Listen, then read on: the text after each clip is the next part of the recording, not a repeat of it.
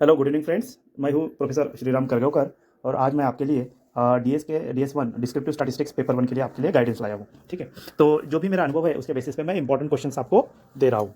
तो ज़रूर नहीं कि वही क्वेश्चंस आएंगे, ये मेरा अंदाज़ा है और आप मेरे अनुभव का फ़ायदा ले सकते हैं और साथ में आप अपनी तरफ से भी प्रिपरेशन कर लीजिएगा। जो क्वेश्चंस नहीं कवर होंगे वो आप उसको एक नज़र देख सकते हैं। ठीक है, तो ये टोटली मेरे अनुभव के हिसाब से है। और चलो, so without wasting much time मैं आपको एक्सप्लेन करता हूँ। डिस्क्रिप्टिव स्टैटिस्टिक्स में 4 पेपर है, 4 यूनिट्स है। उसमें पहला यूनिट जो है data condensation and graphical methods, दूसरा है सेंट्रल डिस्क्रिप्टिव स्टैटिस्टिक्स जिसमें सेंट्रल टेंडेंसी और डिस्पर्शन मेन है, और तीसरा है स्क्यूनेस कर्टोसिस, और चौथा है थ्योरी ऑफ एट्रीब्यूट्स। तो सबसे पहले हम थ्योरेटिकल क्वेश्चंस की बात करेंगे। तो थ्योरेटिकल क्वेश्चंस जहाँ तक मेरा एक्सपीरियंस है 40-60 का ये प्रोपोर्शन होता है। 40% जो है वो थ्योरी और 60% न्यूमेरिकल। ओके, तो ये डिपेंड करता है क्वेश्चन पेपर जो सेट करता है उसके ऊपर। कभी कभी 50-50 भी हो सकता है या फिर उल्टा भी हो सकता है, 40% न्यूमेरिकल और थ्योरी। तो जनरली ऐसा देखा गया है कि 40% थ्योरेटिकल और 60% न्यूमेरिकल। तो न्यूमेरिकल के ऊपर आपको विशेष ध्यान देना है। तब पर न्यूमेरिकल आप तभी कर पाओगे जब आपको थ्योरी क्लियर होगी। तो एक तरह से आपको दोनों की तरफ अच्छे से ध्यान देना है। ठीक है, तो ये एग्जाम के पहले क्या पढ़ना चाहिए, किन इंपॉर्टेंट मुद्दों पे हाईलाइट करना चाहिए, इसके बारे में डिस्कस करूंगा मैं। तो सबसे पहले देखो, आपको अगर यूनिट 1 की बात करेंगे तो आपको थ्योरेटिकल यूनिट 1 की बात करेंगे तो आपको कंस्ट्रक्शन ऑफ ऑगिव कर्व्स बेसिक आप अपने हिसाब से, आपको वर्ड टू वर्ड याद नहीं करना है, आपको समझना है कि हिस्टोग्राम कैसे ड्रॉ करते हैं, ऑगिव कर्व कैसे ड्रॉ करते हैं। ओके, क्यूमुलेटिव फ्रीक्वेंसी क्या होती है, और मोस्ट इंपॉर्टेंट जो हमेशा क्वेश्चन में पूछा जाता है वो स्टेम एंड लीफ चार्ट कैसे कंस्ट्रक्ट करते हैं, बॉक्स प्लॉट कैसे कंस्ट्रक्ट करते हैं। तो मैंने जो नाम गिनाया अभी उनको आप नोट डाउन कर लो। हिस्टोग्राम, ऑगिव कर्व्स जिसमें 2 टाइप है, less than and more than ogive, और बॉक्स प्लॉट जो कि summary values, it is the graphical representation of summary values, 5 summary values, जिसमें minimum, quartile 1, quartile second quartile, then third quartile and maximum value, इसका representation होता है। और stem and leaf chart, तो stem and leaf chart, box plot, then histogram, ogive curves, ये important आपको diagrams and graphs में हो सकता है। ठीक है, तो इसको जैसे कि मैंने पहले कहा है, आपको स्टेप बाय स्टेप या फिर वर्ड टू वर्ड याद नहीं करना है। आप क्या करो, it takes 5 minutes to each, आप 5 मिनट दो और इसको ड्रॉ करके देखो, उसके स्टेप्स आप समझ लो और स्टेप बाय स्टेप आप उसको अपने ओन लैंग्वेज में लिख सकते हो। ठीक है, तो सिंपल लैंग्वेज में आप लिख सकते हो। ऐसे जरूर नहीं कि बुक्स या जो भी बुक्स में जो भी लैंग्वेज है वही यूज़ करना चाहिए, आप अपने ओन वर्ड्स में लिख सकते हो। ओके, तो ये हो गया फर्स्ट यूनिट के बाद। उसके बाद हम आते हैं थ्योरेटिकल। तो यूनिट 1 के बारे में अगर आपको ग्राफ्स आ सकते हैं तो इन्हीं 4 में से कोई भी ग्राफ आपको आ सकता है। ठीक है, तो एक एक क्वेश्चन आप कर सकते हो उसके ऊपर, सिंपल है। उसके बाद सेकंड यूनिट में हम सेंट्रल टेंडेंसी के कंसेप्ट्स को आपको पढ़ना है। ठीक है, concept of central tendency, conceptual question आते ही आते हैं। या तो आपको सेंट्रल टेंडेंसी का कंसेप्ट पूछा जाएगा, या फिर डिस्पर्शन, मेजर्स ऑफ डिस्पर्शन का कंसेप्ट पूछा जाएगा, स्क्यूनेस कर्टोसिस का पूछा जा सकता है। ओके, या फिर moments, raw moments and central moments. ठीक है, तो इन सब में आपको थोड़ा सा आपको नॉलेज होना चाहिए, आप उसको अपने लैंग्वेज में लिख सकते हो। जितने भी क्वेश्चन है आप अपने ओन लैंग्वेज में लिख सकते हो। ठीक है, तो सेंट्रल टेंडेंसी क्या होता है, it is the tendency of the data to concentrate around the central value. उसको फिर आप उसके 5 मेजर्स आपको बताना है, उसके रियल लाइफ एग्जांपल्स आपको देना है। ठीक है, तो 5 मेजर्स क्या है उसके, आपको 3 ही सिलेबस में है, बट 5 मेजर्स होते हैं, मीन, मीडियन मोड और harmonic mean and geometric mean. तो इनमें से पहले 3 आपको बताया जाता है, पहले 3 आपको सिलेबस में है, बाकी के 2 नहीं है। बट मेजर जब आप पुटअप करते हो तो 5 मेजर्स। ठीक है, क्योंकि बुक्स में 3 ही मेजर का डिस्क्रिप्शन दिया है। ये जो हार्मोनिक मीन, ज्योमेट्रिक मीन उसका नहीं दिया, बट आपको मेंशन करना है, whether you don't describe it but mention it that there 5 measures. ठीक है, और रिक्विजिट्स यानी कि क्या होता है कि which one is the best, यानी कि what should be an ideal measure of dispersion or central tendency should be. So it should be based on all observation, it should be least affected by sampling fluctuation, it should easy to understand, simple to calculate, है ना। तो it should be applicable to quantitative, यानी कि जो भी आपने 4-5 मुद्दे आपको याद करना है। ठीक है, तो मेजर्स रिक्विजिट जो है वो आप सेम रिक्विजिट्स आप डिस्पर्शन के लिए भी यूज़ कर सकते हैं। तो अभी आता हूँ मैं डिस्पर्शन की तरफ। डिस्पर्शन क्या होता है, it is the degree to which the observations are scattered from the central value. Central value से ऑब्जर्वेशंस कितने फैले हुए हैं, स्कैटर्ड है, इसे आप क्या कहते हो, उसकी डिग्री को आप कहते हैं डिस्पर्शन कहते हो। ठीक है, तो कितना फैला होगा, जितना फैले सेंट्रल वैल्यू से जितना दूर होगा ऑब्जर्वेशन, उतना डिस्पर्शन ज़्यादा रहेगा। सेंट्रल वैल्यू से जितना क्लोज रहेगा उतना डिस्पर्शन कम रहेगा। तो ये क्यों यूज़ करते हैं, what is the objective, dispersion का ऑब्जेक्टिव क्या है, to check the reliability of the average value, है ना। 2 या 3 डेटा का एवरेज वैल्यू सेम है, तो कौन सा एवरेज वैल्यू आप रिलायबल कहोगे जिसमें डिस्पर्शन कम होता है। ठीक है, ओके, तो इसके दो टाइप के मेजर्स होते हैं, absolute and relative major. Absolute major क्या होते हैं, जिनमें इसमें यूनिट क्या होता है एब्सोल्यूट मेजर्स के, जो डेटा का यूनिट होता है। अगर डेटा मान लो कि सेंटीमीटर में है तो सेंटीमीटर रहेगा, केजीज में है तो केजी में रहेगा, ओके, किलोमीटर्स में है तो किलोमीटर्स में रहेगा, ओके। और एब्सोल्यूट मेजर जो है वो आप सेम डेटा को कंपेयर करने के लिए यूज़ कर सकते हैं, जैसे कि हाइट का हाइट के साथ, वेट का वेट के साथ, ओके, अंडरस्टैंड। तो रिलेटिव मेजर क्या होता है, रिलेटिव मेजर यानी कि वो सेम डेटा या फिर डिफरेंट डेटा हो, दोनों तरफ यूज़ कर सकते हैं, ठीक है। मान लो कि हाइट एंड वेट का लिया तो भी कर सकते हो, पर एब्सोल्यूट में हाइट एंड वेट का कर सकते हो क्या, क्योंकि यूनिट डिफरेंट है, नहीं कर सकते। पर रिलेटिव में हाइट एंड वेट का कर सकते हो, वेट एंड अदर मेजर्स का कर सकते हो। तो रिलेटिव मेजर जो है ज़्यादा इसका स्कोप होता है, और इसका यूनिट नहीं होता है, ये बिना यूनिट के होता है, यूनिटलेस क्वांटिटी होता है, इसलिए इसे कोएफिशिएंट भी कहते हैं, ठीक है।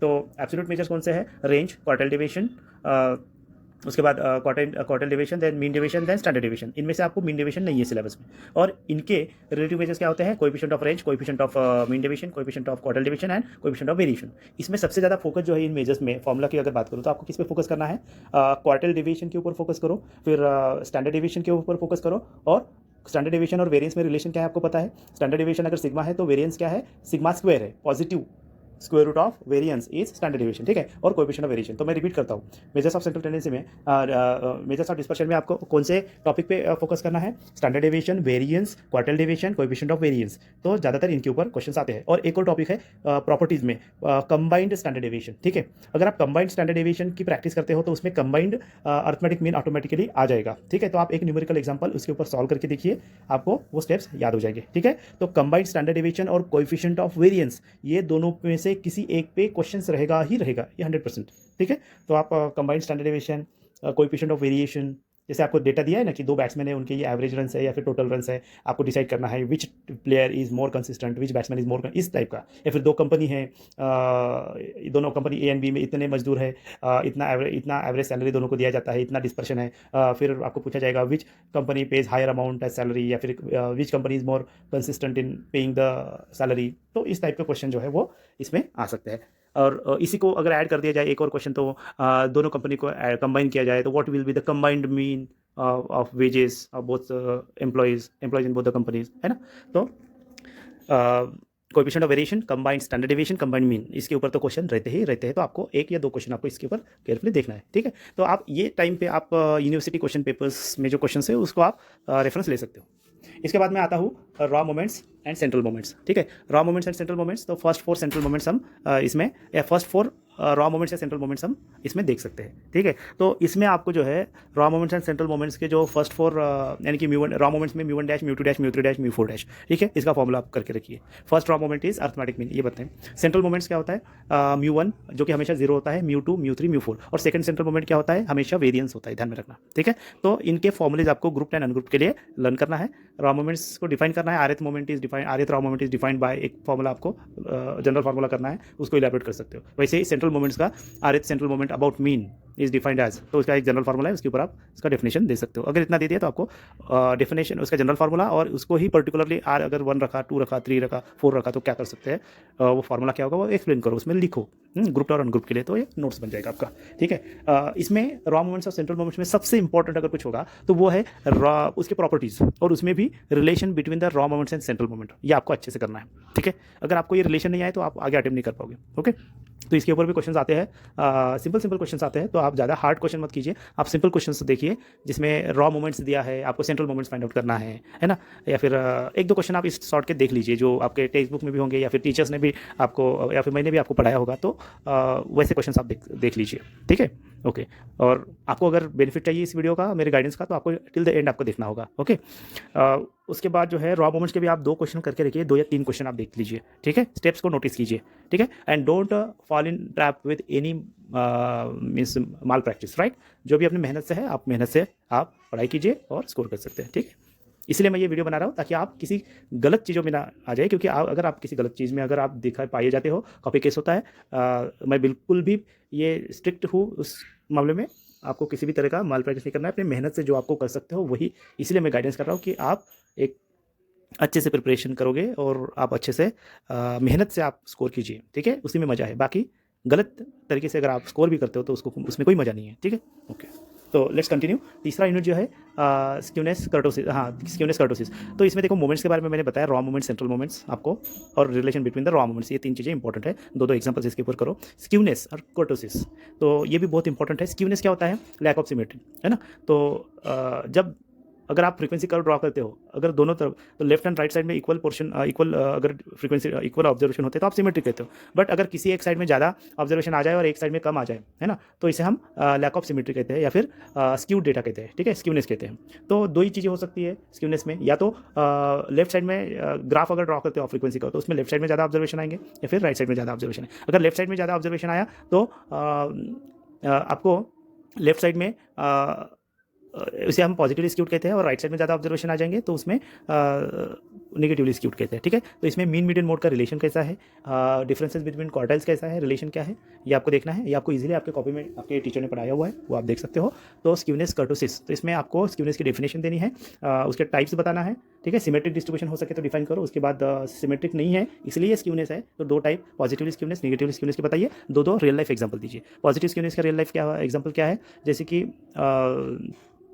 डिमांड ऑफ, जैसे कि नंबर ऑफ व्यूअर्स, कोई मूवी रिलीज होती है, नंबर ऑफ व्यूअर्स जो है स्टार्टिंग के दिनों में ज़्यादा होता है, बाद में कम होते जाते हैं। वैसे ही नेगेटिव स्क्यूनेस का क्या एग्जांपल है? जैसे कि age at the time of death, है ना। तो जनरली हमने ये देखा है कि शुरुआत के दिनों में बिलो 40 एज डेथ्स कम होते हैं, 40, 50, 60 के बाद जो है वो नंबर ऑफ डेथ ज़्यादा होते हैं, ठीक है।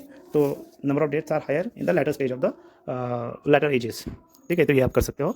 उसके बाद कर्टोसिस, कर्टोसिस क्या होता है?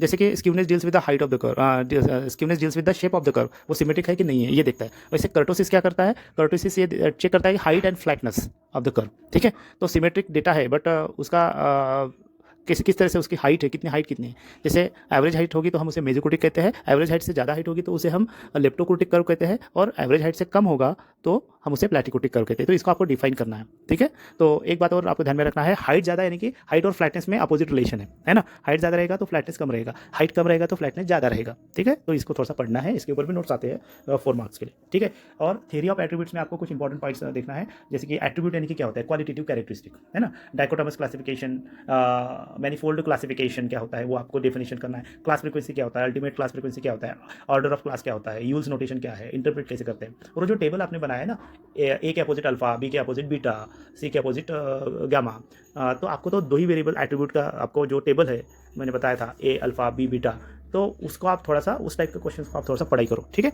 तो वो इजी है। और एट्रीब्यूट्स में कंसिस्टेंट डेटा है कि नहीं ये भी क्वेश्चन आता है, तो आप वो टेबल में सब टोटल्स, रो टोटल्स, कॉलम टोटल अगर सेटिस्फाई होता है और टोटल फ्रीक्वेंसी सेटिस्फाई होता है तो आप इसे कंसिस्टेंट डेटा कह सकते हैं। और कोई भी क्लास फ्रीक्वेंसी 0 नहीं आनी चाहिए, ठीक है। तो इतने समय अभी इस वक्त डिटेल में पढ़ाना पॉसिबल नहीं है, बट आप ये ध्यान रखिए कि कंसिस्टेंट थ्योरी ऑफ एट्रीब्यूट्स में कंसिस्टेंट डेटा कब होता है? कोई भी क्लास फ्रीक्वेंसी 0 नहीं होनी चाहिए, ना सॉरी नेगेटिव नहीं होनी चाहिए, है ना। तो आप इस टाइप का कंसिस्टेंसी का एक क्वेश्चन देख लीजिए, और यूल्स नोटेशन के ऊपर एक सम्स आप देख लीजिए कैसे इंटरप्रेट करते हैं, ठीक है। और ये जो डेफिनेशन मैंने बोला है वो आपको करना है। इन सब के अलावा न्यूमेरिकल्स जो है, mean median mode, quartile, standard deviation, quartile deviation, variance, combined mean, combined standard deviation, और स्क्यूनेस के जो मेजर्स है, Karl Pearson coefficient of skewness, Bowley's coefficient of skewness, moments में relation between the raw moments and central moments, इसके ऊपर आप कर सकते हो, ठीक है। तो और मैंने ग्राफ्स के बारे में आपको बता ही दिया है। और हो सके तो न्यूमेरिकल एग्जांपल जो मैंने टॉपिक दिया है आपको, वो टॉपिक के ऊपर 2 एग्जांपल्स आप जहाँ पे ज़्यादा इंपॉर्टेंट है, टॉपिक डिफिकल्ट लगता है, उसके ऊपर 2 एग्जांपल कीजिए। जो आपको इजीली आ रहा है उसके, जैसे कि ग्राफ्स है तो उसके ऊपर एक एग्जांपल आप करके जाइए, ठीक है। तो ये क्वेश्चंस आप बिल्कुल कीजिए।